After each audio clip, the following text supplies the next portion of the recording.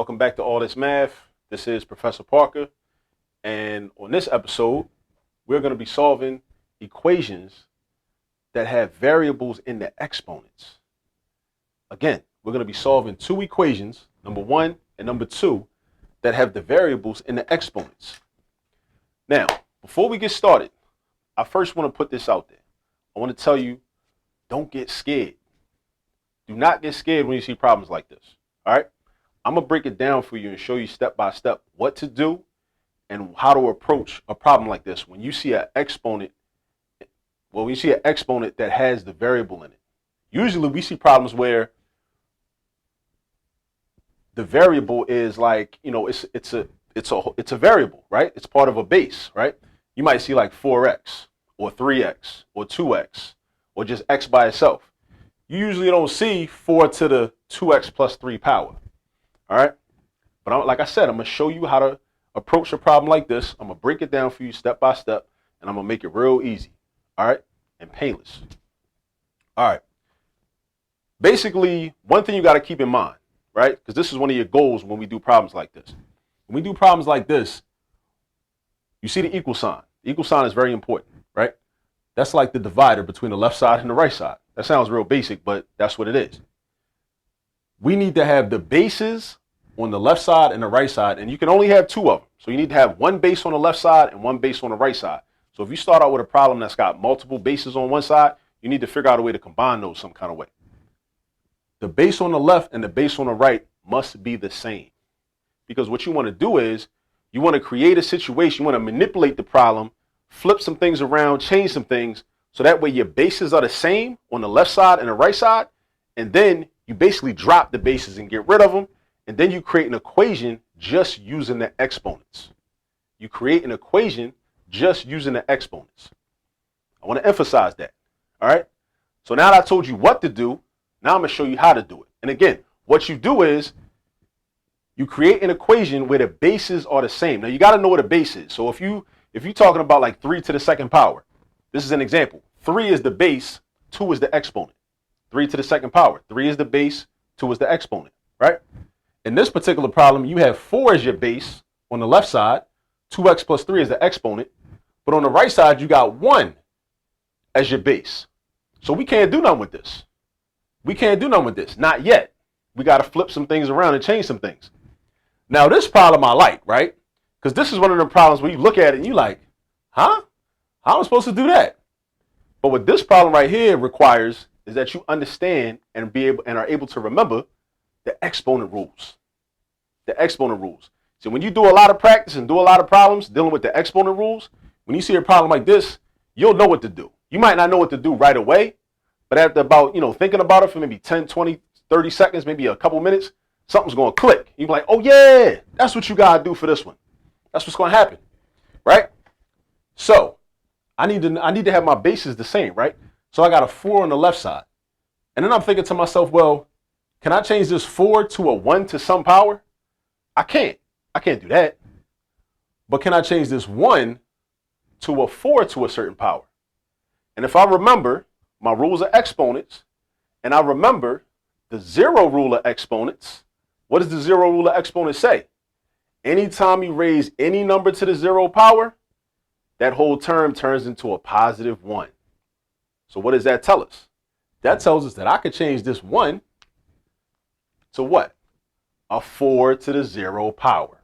See? So when you know the rules, you can manipulate things. You can flip and bounce problems around and make them do what you want them to do, right? But you have to learn the rules. And you learn the rules by doing a lot of problems and practicing. So because I know the exponent rules, let me just recap a little bit. Because I know the exponent rules, and I know that the 0 exponent rule says that anytime you have a term with a 0 exponent, that entire term turns into a 1. So that means that 4 to the 0 power equals 1. Just like 5 to the 0 power equals 1. 8 billion to the 0 power equals 1. 0.58 to the 0 power equals 1. Everything to the 0 power equals 1. And for the purposes of solving this problem, I'm going to change 1 into what I want it to be. Because I have the power. See, once you know the rules, you have the power. You can solve the problems, right? But you got to know the rules. And you learn the rules from practicing and doing problems over and over again. There's no way around it. So now I'm going to rewrite my equation. 4 raised to the 2x plus 3 power equals 4 to the 0 power. Now my bases are the same. Now I'm in business. Now I'm cool, right? Right? I'm not stressed no more. Like if you see a problem like this, you might be stressed a little bit. You don't got to be stressed no more because you're like, oh, okay, cool. Now I can solve the problem. Now what you do is we're going to drop the bases, and now we create an equation just using the exponents. We create an equation just using the exponents. So now instead of it being 4 to this power equals 4 to this power, now it's just this power equals 0. And now we back doing algebra 1, right? So now if 2x plus 3 equals 0, how do I isolate x by itself? I want to get rid of two things. I want to get rid of this 2 and I want to get rid of this 3. What I'm going to get rid of first? I'm going to get rid of this 3 first. So I'm going to do this minus 3 and minus 3. Why am I subtracting 3? Because that's the opposite of adding 3. And if I want to get rid of something, I got to do the opposite operation. It's all about the opposites. When we solving equations, it's all about doing the opposite. So we subtract 3 on the left, then we subtract 3 on the right. We got negative 3. Bring that 2x down, right? Now we got 2x equals negative 3. Now again, I'm trying to get x by itself. So I need to get rid of this 2. What operation is that 2 involved in? 2 times x. 2x is 2 times x. That's multiplication. Ask yourself, what's the opposite of multiplication? Division. So I'm going to divide by 2 on the left and also divide by 2 on the right. Now, also keep in mind that when we're solving equations, we got to be balanced. If I divide by 2 on the left side, I got to also divide by 2 on the right side, right? So now 2 divided by 2 gives me 1. 1x over 1 is just x. And I'm left with negative 3 halves. I can't really simplify that. That's already in simplified form. Negative 3 halves, right? So this is the solution. But we should always check our work. Checking our work is key. So watch what I do. In order to check your work, you want to go back to the original problem. The original problem, right? 4, and you want to replace the x with the solution. So 4 raised to the 2 times negative 3 halves power plus 3 equals 1. Now we want to know if negative 3 halves makes this a true statement. If negative 3 halves gives us the truth. Because in math, it's all about the pursuit of the truth. That's what we're trying to find. We're trying to find the truth. And if the left side equals the right side, then that's the truth. And if this is the number that led us to the truth, then this is the number that we rock with. All right? So keep that in mind. Now, in terms of the exponent, we're going to apply the order of operations. 2 times negative 3 halves is negative 6 halves. 2 times negative 3 halves is negative 6 halves. What's negative 6 halves? Negative 6 divided by 2. Negative 6 divided by 2 is negative 3. What's negative 3 plus 3? 0. So now we got 4 to the 0 power equals 1. Is that a true statement? It is. We already had a whole long discussion about the fact that anything to the 0 power is equal to 1. So this is good. We good money. X equals negative 3 halves. X equals negative 3 halves. So again, whenever you see an equation and you have your variables inside your exponent, you got to get your bases to be the same. And another thing, you got to make it so you only have one base on the left and one base on the right. One base on the left, one base on the right. I'm bringing that up because that's something we got to deal with in this next example, right? So in this next example over here, you got 4 to the negative 2x times 4 to the x equals 64. You still got to know your exponent rules. Think about your exponent rules when you approach problems like this. Think about how you can use the exponent rules to make or to put the equation in the format that you need and that you want, right? So check this out. I got 2 terms on the left and 1 term on the right, okay? I need 1 term on the left and 1 term on the right in order for me to do the same thing I did in the first example, okay? So what I'm going to do is I'm going to combine these 4s, and I can do that because they're the same base. I can use the multiplication rule of exponents because the multiplication rule of exponents says that when my base is the same, I can add the exponents. I can write the base 1 time and simply add the exponents. So I could do this. This is a 4 and this is a 4. So they can basically combine. And now I got negative 2x plus x. I can do that. I'm following the rules. I'm following the multiplication rule of exponents. I can do that, right? So now I want to simplify this exponent because those are like terms. Negative 2x plus x is going to be 4 to the negative x power, which equals 64. So now I got one term on the left side and one term on the right side. So now I'm back basically with dealing with kind of something similar to what I was dealing with in number 1, where we said that we need to have the same bases on the left side and the right side. And once we get the same bases on the left and the right, then we could just drop the bases and create an equation just using the exponents. That's what we could do. So I got to think to myself, this is already a base of 4. But then I got to think, well, can I change 64 to something that has, to another number that has a base of 4?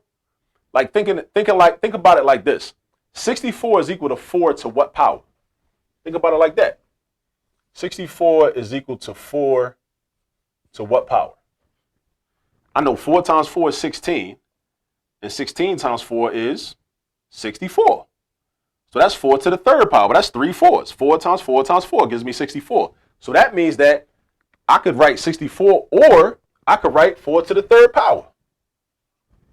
So that means I could change this 64 to 4 to the third power. Now, I probably could have changed 64 to a rational exponent, but I didn't want to get into all that, right?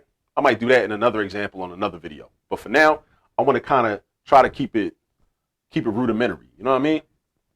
So now I got 4 to the negative x equals 4 to the third. My bases are the same. That's what I wanted. I got what I want. I manipulated the problem. I flipped it and bounced it. Now I got it looking how I want it to look. Now I could drop the bases. Boom. And now I create an equation with just the exponents. So I got negative x equals 3. Now I'm not done because I'm not solving for negative x. I'm solving for x. So I got to get rid of this negative sign, which is really a negative 1 multiplied by x. So I'm going to do the opposite of multiplying by negative 1, which is dividing by negative 1. And we got to deal with balance like we did in the other one, and like we always do when we solve equations. So if I divide by negative 1 on the left side, I got to divide by negative 1 on the right side. So now I got x equals negative 3. I believe that to be my answer. But we should always check our work. We should always check our work to verify whether our answer is correct and whether this negative 3 is going to provide us with the truth. Because again, I can't stress this enough. I say it all the time. Math is all about finding the truth.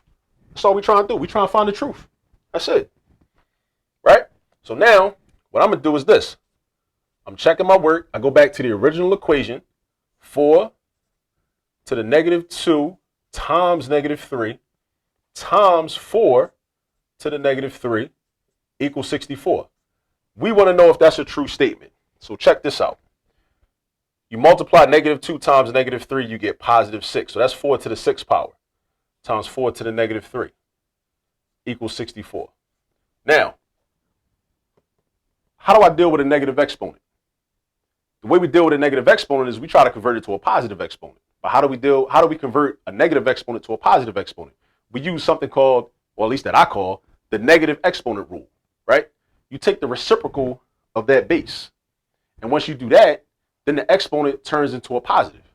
So now we're going to have 4 to the 6th power times 1 over 4 to the positive 3 power equals 64.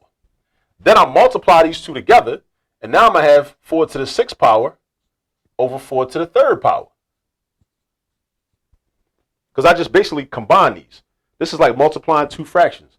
4 to the 6th over 1 times 1 over 4 to the 3rd gives me 4 to the 6th over 4 to the 3rd. Now, I use the division rule for exponents because a fraction just represents division. That's all a fraction really is. 4 to the 6th over 4 to the 3rd, we subtract the top exponent minus the bottom exponent. So that gives us 4 to the 3rd power. Now the question for us is, isn't 4 to the 3rd power equal to 64? It is. We already said that. So therefore, this is proof that